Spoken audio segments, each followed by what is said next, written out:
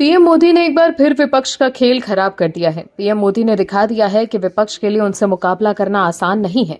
वहीं विपक्ष के फेल होने के बाद सीजेपी वाले अभिजीत दीप के सामने आए बीजेपी और मोदी सरकार को घेरने। लेकिन अब देश के सामने सब कुछ साफ हो चुका है कि कैसे आम आदमी पार्टी के साथ काम कर चुके अभिजीत दीप के शुरू से ही मोदी विरोधी हैं। ऐसे में वो निष्पक्ष कैसे रह सकते हैं? यही वजह है कि अब असलियत बाहर आ गई है, जिसके बाद पुलिस भी एक्शन में है।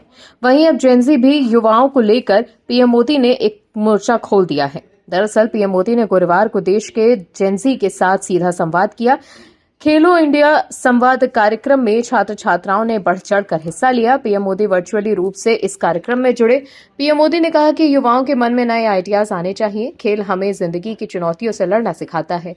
पीएम मोदी ने कहा कि इस 15 अगस्त को मैंने लाल किले से देश के सामने भारत का स्पोर्ट्स विजन रखा। जब मैं खेलों की बात करता हूं तो ये सिर्फ मेडल जीतने तक सीमित नहीं है। ये एक विकसित भारत के निर्माण में भारत की खेल क्षमता और युवा शक्ति को एकजुट करने का अभियान है। इस दौरान पीएम ने कहा कि जो खेलते हैं वो खिलते हैं और खेल से खिलने का मतलब सिर्फ मैदान पर जीतना नहीं है। इसका मतलब है व्यक्ति और परिवार का विकास होना, साथ ही देश का मान बढ़ाना। जब कोई खिलाड़ी सफल होता है तो वो सफलता सिर्फ उसकी नहीं होती, उसके पूरे परिवार की पहचान बनती है। उसके स्कूल और कॉलेज का मान बढ़ता है, उसके जिले और राज्य की पहचान मजबूत होती है। दुनिया उस शहर या राज्य को उस खिलाड़ी के नाम से पहचानने लगती है। सीजेपी की प्रोटेस्ट में देश देख चुका है कि कैसे सीजेपी के समर्थकों ने दिल्ली में जमकर हिंसा की थी और पीएम मोदी को लेकर अपशब्दों का इस्तेमाल किया था, जिसके बाद दीप के और सीजेपी के लोग ऐसे लोगों का समर्थन कर रहे थे और बोल रहे थे कि गाली देना कब से क्राइम हो गया। लेकिन पीएम मोदी युवाओं के साथ सीधा संवाद कर उन्हें अपने परिवार और देश का मान सम्मान बढ़ाने के लिए प्रेरित कर रहे हैं। सीजेपी वाले फिर से 5 सितंबर को मार्च निकालने वाले हैं, लेकिन आप दर्शक मानते हैं कि देश के युवा पीएम मोदी के साथ खड़े हैं तो कमेंट में येस और वी सपोर्ट पीएम जरूर लिखिए, ताकि विपक्ष को एक सीधा संदेश जाए कि देश के युवाओं को सिर्फ पीएम पर भरोसा है। इस खबर में आगे बताएंगे आपको सब कुछ डिटेल में कि कैसे विपक्ष में मच गई है खलबली और कैसे राहुल गांधी हो गए हैं एक्सपोज। तो बने रहिए हमारे साथ अंत तक और देखते रहिए हमारी ये खास रिपोर्ट। साथ ही आप दर्शकों से विनम्र निवेदन है कि अगर अब तक आपने हमारे चैनल को सब्सक्राइब नहीं किया तो अभी कर लीजिए। साथ ही बेल आइकॉन को भी दबाना बिल्कुल मत भूलिए। दर्शकों, कॉकरोच जनता पार्टी एक बार फिर दिल्ली में प्रदर्शन की तैयारी में है। उसने 5 सितंबर को शांतिपूर्ण मार्च का ऐलान किया है। वहीं इससे पहले सीजेपी ने सरकार को फिर से अल्टीमेटम दिया है। उसने कहा है कि हमने अपने 25 जुलाई के प्रदर्शन को इसलिए रोका था जिससे सभी मांगों को माना जाए, लेकिन अभी भी 3 मांगें पूरी नहीं हुई। सीजेपी ने इसको लेकर सोशल मीडिया पर एक पोस्ट शेयर किया। सीजेपी ने एक्स पोस्ट के जरिए कहा है कि हमने 1 महीने पहले 25 जुलाई को प्रदर्शन पर रोक लगाई थी जिससे हमारी सभी मांगों को माना जाए, लेकिन अभी भी 3 मांगें अधूरी हैं। छात्रों के परिवारों को मुआवजा, छात्र प्रदर्शनकारियों के खिलाफ कोई एक्शन नहीं और एफआईआर वापसी, दिल्ली पुलिस और आरएएफ की माफी। सीजेपी ने आगे लिखा है, ब्लैक मंडे रिकॉर्ड में लाठी, आंसू गैस और पैलेट गन से लेकर प्रदर्शनकारियों पर बिना बैज वाले लोगों के हमलों तक कार्रवाई का रिकॉर्ड है। इसमें जवाबदेही की हमारी मांग के केंद्र के 11 ऐसे सवाल भी हैं जिनका जवाब नहीं मिला है। हर गुजरते दिन के साथ इन सवालों को नजरअंदाज करना मुश्किल होता जा रहा है और जवाबों की मांग और मजबूती से हो रही है। सीजेपी के लोग चाहते हैं कि एक झटके में सभी पर एफआईआर वापस ले ली जाए, लेकिन सरकार का कहना है कि जिन लोगों ने हिंसा की है और जो आपराधिक छवि के लोग हैं उन्हें छोड़ा नहीं जाएगा। लेकिन ये सब सीजेपी हजम नहीं कर पा रही। वहीं सुप्रीम कोर्ट ने जांच के लिए एक कमेटी भी बना ली है, लेकिन फिर भी सीजेपी बेचैन है। ऐसे में सवाल है कि सीजेपी वालों को क्या सुप्रीम कोर्ट की जांच कमेटी पर भरोसा नहीं है? वहीं सीजेपी के 20 जुलाई को संसद चलो मार्च के दौरान हुई हिंसा और कथित पुलिस ज्यादती की जांच के लिए सुप्रीम कोर्ट ने जो समिति बनाई है उसके खिलाफ भी जनहित याचिका डाल दी गई है। याचिकाकर्ता को सुप्रीम कोर्ट द्वारा गठित सुप्रीम कोर्ट के रिटायर्ड जज जस्टिस आर सुभाष रेड्डी की अगुवाई वाली समिति की जांच की निष्पक्षता पर संदेह है। याचिकाकर्ता ने देश के 3 पूर्व सीजीआई के नाम दिए हैं, जिनमें से किसी एक को एक समिति की अध्यक्षता सौंपने की मांग की गई है। ऐसे में साफ है कि कुछ लोगों को सुप्रीम कोर्ट द्वारा गठित कमेटी पर भी भरोसा नहीं। वहीं दूसरी तरफ दिल्ली पुलिस सीजेपी के 5 सितंबर को प्रस्तावित मार्च को लेकर सतर्क है, जिसके लिए अभी तक कोई औपचारिक अनुमति नहीं मांगी गई है। पुलिस सुरक्षा और कानून व्यवस्था की स्थिति का आकलन कर रही है। दर्शकों, राहुल गांधी जिस तरह से सिर्फ हिंदुओं की परंपरा और संस्कृति को टारगेट कर रहे हैं, उससे बीजेपी उन पर हमलावर हो गई है। बीजेपी के फायर ब्रांड सांसद निशिकांत दुबे ने एक्स पर राहुल गांधी का एक वीडियो शेयर किया है, जिसमें हिजाब पहनी एक मुस्लिम लड़की के सवाल पर जवाब देते हुए राहुल गांधी कह रहे हैं कि उनका मानना है कि कोई भी महिला वो जो पहनना चाहती है वो पहन सकती है। वो अबाया पहनना चाहती है या कुछ और, वो उसका बिजनेस है, उसका काम है। राहुल गांधी के इस वीडियो को एक्स पर शेयर कर निशिकांत दुबे ने लिखा कि सनातन धर्म के लिए पिंजरा तोड़ कार्यक्रम, दूसरे धर्म के लिए जेल में रहो कार्यक्रम, जोगीरा सारा रारा। वहीं असम के मुख्यमंत्री हिमंत बिस्वा शर्मा ने भी राहुल गांधी की मनुस्मृति की आलोचना पर निशाना साधा है। सीएम शर्मा ने आरोप लगाया कि गांधी महिलाओं के अधिकारों का इस्तेमाल हिंदू धर्म को निशाना बनाने और उसे बदनाम करने के लिए एक ढाल की तरह कर रहे हैं। सीएम हिमंता ने राहुल गांधी को चुनौती दी कि अगर वो सच में जेंडर इक्वालिटी यानी स्त्री पुरुष समानता में विश्वास करते हैं तो उन्हें यूनिफॉर्म सिविल कोड यानी यूसीसी का बिना किसी शर्त समर्थन करना चाहिए। सीएम हिमंता ने यह भी कहा कि राहुल गांधी एक पागल है, पागल था और पागल ही रहेगा। राहुल गांधी को लेकर क्या बात करें, वो बार बार चुनाव हारते हैं, फिर थोड़ा दिन हल्ला करते हैं, मीडिया उन्हें प्रमोट करता है, फिर एक चुनाव हार जाते हैं, फिर विदेश चले जाते हैं। पागल के बारे में क्या चर्चा करें। हिमंता बिस्वा शर्मा ने राहुल गांधी को लेकर एक्स पर पोस्ट भी किया। उन्होंने कहा कि राहुल गांधी महिलाओं के अधिकारों की समर्थक नहीं है, वो बस हिंदू विरोधी है, जो महिला सशक्तिकरण के मुद्दे का इस्तेमाल हिंदू धर्म को निशाना बनाने और बदनाम करने के लिए एक सुविधाजनक ढाल के तौर पर कर रही है। वहीं बीजेपी नेता मुख्तार अब्बास नकवी ने राहुल गांधी पर हमला बोलते हुए कहा कि हमेशा उनका डबल स्टैंडर्ड रहता है। बीजेपी की ओर से जारी किए हिजाब वाले वीडियो का उल्लेख करते हुए मुख्तार अब्बास नकवी ने तंज कसते हुए कहा कि राहुल गांधी मुस्लिम महिलाओं पर तालिबानी ताला लगाने की बात कर रहे हैं। इसके अलावा मुख्तार अब्बास नकवी ने विपक्ष के नेता पर तंज कसते हुए ये भी कहा कि देश धार्मिक ग्रंथों से नहीं संविधान से चलता है। राहुल गांधी पर धर्म देकर महिलाओं की आजादी का पैमाना तय करने के बीजेपी के आरोप को लेकर उन्होंने कहा कि वो आधी अधूरी जानकारी के साथ बयान देते हैं। वहीं कंगना रनौत ने कांग्रेस नेता राहुल गांधी पर निशाना साधा है क्योंकि उन्होंने हाल ही की कृति सेनन का राखी विज्ञापन पर चल रहे विवाद को लेकर सपोर्ट किया था। इसी को लेकर कंगना ने न सिर्फ राहुल को लपेटा बल्कि महिलाओं के लिए उनकी पार्टी द्वारा किए गए कामों पर भी सवाल खड़े कर दिए। कंगना रनौत ने राहुल गांधी के स्मैश द पेट्रियार्की कमेंट को लेकर इंस्टाग्राम स्टोरी पर लिखा, ब्रो रुको, भारत माता की जय, शुरू करते हैं। बता दें कि राहुल गांधी के बयान की बीजेपी ने भी आलोचना की। पोस्ट में तस्वीरों के जरिए बातचीत की एक सीरीज दिखाई गई जिसमें बीजेपी ने महिलाओं से जुड़े मुद्दों पर कांग्रेस के रिकॉर्ड और रुख पर सवाल खड़े किए। दर्शकों, राहुल गांधी पर सवाल उठाया गया है कि वोट बैंक के खेल को लेकर उनकी पार्टी और वो ट्रिपल तलाक पर बात नहीं करते हैं।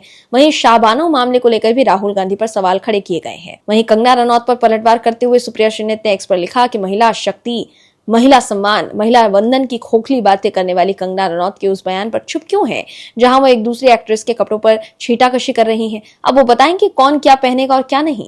इतनी सुई टपक सन्नाटा क्यों भाई बहनों, अब काहे घिग्गी बन गई है। वहीं पवन खेड़ा ने एक्स पर लिखा कि हिजाब इस्लाम के लिए जरूरी है या नहीं, ये तय करना धार्मिक विद्वानों का काम है। सामाजिक राजनीतिक नजरिए से हम महिलाओं की शारीरिक आजादी और अपनी मर्जी से फैसले के अधिकार का मजबूती से समर्थन करते हैं। हर महिला को, चाहे वो किसी भी जाति, वर्ग या धर्म की हो, अपनी पसंद के कपड़े पहनने का अधिकार है, चाहे वो हिजाब हो, घूंघट हो या कुछ और। तो देखा आपने कि कैसे अब सुप्रिया श्रीनेत और पवन खेड़ा जैसे नेताओं को राहुल गांधी के बचाव में आना पड़ रहा है। बीजेपी के राज्यों में स्कूल को लेकर दीपके और सीजेपी के लोग सोशल मीडिया पर वीडियो शेयर कर आवाज उठा रहे हैं, लेकिन पंजाब को लेकर सीजेपी के लोग चुप हैं। अब पंजाब में क्या हो रहा है वो आप दर्शक जान लीजिए। दरअसल पंजाब के कुछ इलाकों में छात्र सुरक्षित क्लासरूम पाने के लिए संघर्ष कर रहे हैं। संगरूर के बेंडा गांव में 1971 में बने एक स्कूल को बारिश से हुए नुकसान के बाद असुरक्षित घोषित कर दिया गया था, लेकिन 3 महीने बाद भी बच्चे गांव की धर्मशाला में पढ़ाई कर रहे हैं। सुनाम में 80 से 90 साल पुराने स्कूल में 3 क्लास एक ही बरामदे में चल रही है, जबकि एक दूसरे कमरे में 108 बच्चे पढ़ते हैं। वहीं फाजिल्का में पुराना स्कूल गिराए जाने के 7 महीने बाद भी छात्र बरामदे में ही पढ़ाई कर रहे हैं। माता पिता ने विरोध किया है और कार्यवाही की मांग की है। पंजाब सरकार का कहना है कि इन समस्याओं का समाधान किया जाएगा, लेकिन इन बच्चों की पढ़ाई इंतजार नहीं कर सकती। वहीं फाजिल्का में पंजाब सरकार के एक प्राइमरी स्कूल की क्लासरूम में लगे चार्ट्स पर स्पेलिंग की गलतियां सामने आई है, जिससे भगवंत मान सरकार की शिक्षा की गुणवत्ता पर सवाल खड़े हो रहे हैं। स्कूल के चार्ट्स में आम शब्दों की स्पेलिंग गलत लिखी थी, जैसे वेजिटेबल्स को वेजिटेबल्स लिखा है और डीर को डियर लिखा गया था। पंजाब के शिक्षा मंत्री हरजोत सिंह बैंस ने स्कूल की तस्वीरें शेयर की थी। रिपोर्ट में खराब इंफ्रास्ट्रक्चर का भी जिक्र है। इसमें बताया गया है कि नए क्लासरूम के लिए 28 लाख रुपए मंजूर होने के बावजूद 2025 में 3 क्लासरूम को असुरक्षित घोषित कर दिया गया था। हालांकि आम आदमी पार्टी सरकार अपने शिक्षा मॉडल का दावा करती है, लेकिन फाजिल्का, मोहाली, संगरूर, फिरोजपुर और फरीदकोट जैसे दूर दराज इलाकों के कई स्कूलों में अब भी समस्याएं बनी हुई है। लेकिन अभिजीत दीपके और सीजेपी के लोगों को पंजाब में सरकारी स्कूलों की समस्याएं और खराब इंफ्रास्ट्रक्चर नहीं दिखाई दे रही है। हालांकि दीपके केजरीवाल और पंजाब पर क्यों बोलेंगे? केजरीवाल का उन्होंने नमक जो खाया है। दरअसल दीपके से जब सवाल किया गया, आम आदमी पार्टी के कई संस्थापक सदस्य ये आरोप लगाते हुए पार्टी छोड़कर चले गए कि केजरीवाल अपने उद्देश्यों से भटक गए हैं, तो क्या आपने भी इसी वजह से ऐसा कहा? वहीं इस सवाल के जवाब में अभिजीत दीपके ने कहा कि आम आदमी पार्टी में पैसा ज्यादा नहीं मिल रहा था, आगे जाकर परिवार संभालना है, ये सोचकर उन्होंने आम आदमी पार्टी का साथ छोड़ दिया। ऐसे में आप दर्शक समझ सकते हैं कि आम आदमी पार्टी से पैसा लेने वाले दीपके पंजाब और आम आदमी पार्टी के बारे में कैसे बोलेंगे। वहीं कॉकरोच जनता पार्टी एक बार फिर राजधानी दिल्ली में सक्रिय होने की तैयारी कर रही है। पार्टी ने 5 सितंबर को शांतिपूर्ण मार्च का ऐलान किया है। इसी बीच एक कार्यक्रम में पहुंचे अभिजीत दीपके ने पसंदीदा मुख्यमंत्री का नाम बताया है। सवाल किया है कि देश का बेस्ट चीफ मिनिस्टर अब तक का आप किसे मानते हैं? इस पर दीपके ने जवाब दिया, ऐसे तो कई सारे रहे हैं। फिर उन्होंने कहा कि एमके स्टालिन, इकोनॉमी काफी अच्छी की थी उन्होंने। इसके अलावा दीपके ने पिनराई विजयन और अरविंद केजरीवाल का नाम लिया। दीपके ने कहा पिनराई विजयन ने केरल में education model, health care model काफी अच्छा किया था। वहीं अरविंद केजरीवाल को लेकर दीपके ने कहा कि दिल्ली में अरविंद केजरीवाल जी ने भी काफी अच्छा काम किया था, स्कूल और हेल्थ केयर का तो कई सारे काम किए। वहीं दीपके के इस बयान पर शहजाद पूनावाला ने बेहद आक्रामक रुख अपनाते हुए कहा कि दीपके ने जिन 3 नेताओं की खूब पीठ थपथपाई है, हकीकत तो यह है कि उन्हें जनता पहले ही पूरी तरह नकार चुकी है। पूनावाला ने तंज कसते हुए कहा कि इस संगठन के नाम से जनता शब्द तुरंत हटा देना चाहिए और इसे सिर्फ कॉकरोच पार्टी कहना चाहिए, क्योंकि जनता का फैसला तो कुछ और ही रहा है। उनका साफ कहना था कि जो नेता जनता की नजरों में पूरी तरह से फेल साबित हुए हैं, यही चेहरे आखिर सीजेपी के फाउंडर को इतने महान और अच्छे क्यों लग रहे हैं। वहीं विपक्ष के समर्थक पत्रकार अजीत अंजुम ने एक्स पर पंजाब के स्कूल की खस्ता हालत का वीडियो शेयर कर आम आदमी पार्टी को घेरा है।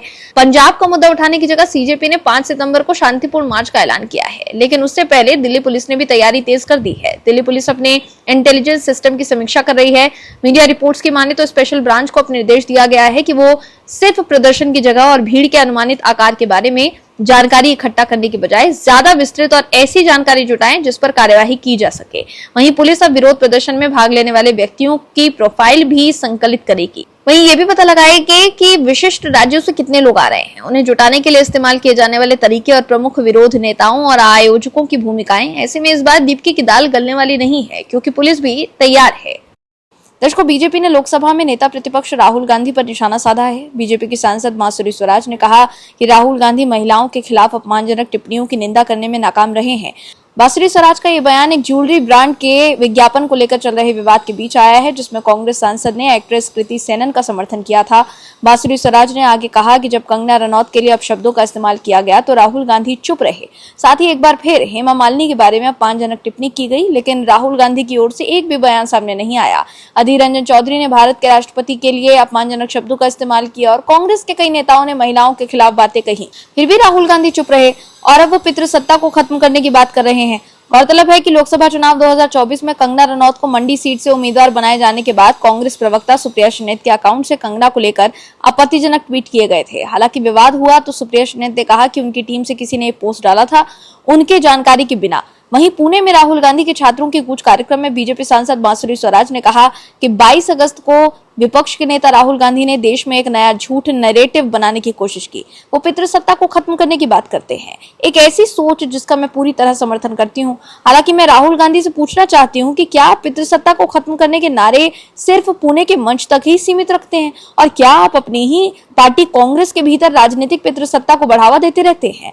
राहुल गांधी के पास न तो कोई विजन है, न कोई सकारात्मक एजेंडा। नतीजन वो अपनी रिसर्च टीम द्वारा दिए गए नोट्स का इस्तेमाल करके देश के युवाओं और सम्मानित मतदाताओं को गुमराह करने की कोशिश करते हैं। बांसुरी स्वराज ने आगे ये भी कहा कि आइए उनके ट्रैक रिकॉर्ड को देखें। आखिरकार अगर कोई सच में पितृसत्ता को खत्म करना चाहता है तो राहुल गांधी को इसकी शुरुआत कांग्रेस पार्टी से ही कर देनी चाहिए। उन्होंने 22 अगस्त को पुणे के मंच पर यह बयान दिया।